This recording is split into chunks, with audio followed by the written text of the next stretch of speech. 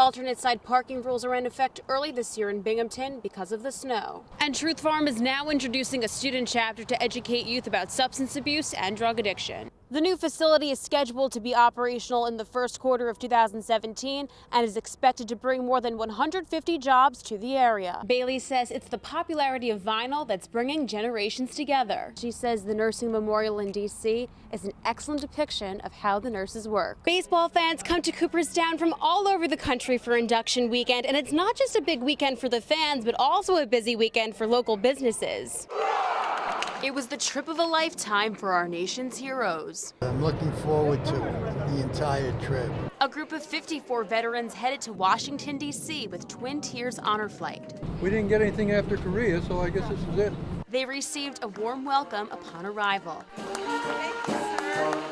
you so much. And had a jam-packed day seeing memorials that took them back to their days of service. Very stirring to be here and with all these other veterans.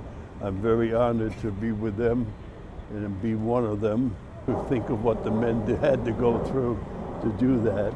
And I really enjoy seeing it here in Washington. And it wasn't just soldiers. A former Army nurse also came along for the trip. To see these memorials, to celebrate being a veteran, the honor of just coming. And veterans got a surprise they never expected. Former Senator Bob Dole happened to be outside the World War II Memorial on Saturday. A lot of tears are shed because they think about when they were young and what they did and their family and somebody that didn't make it back. A reminder to the veterans of how lucky they are to be able to go to Washington and visit these memorials. Luckily, I didn't get killed or something, but got through it all. For many, the trip was a day to take time and reflect on their noble experiences. The support of each other, that's so important. And there was one last surprise on the plane ride home. Letters were distributed to the vets. They were letters from family members, just like when they were overseas serving our country. And upon the plane's arrival home, they were welcomed back to a thunderous applause. To some, the ultimate thank you. Justine Ray, 12 News.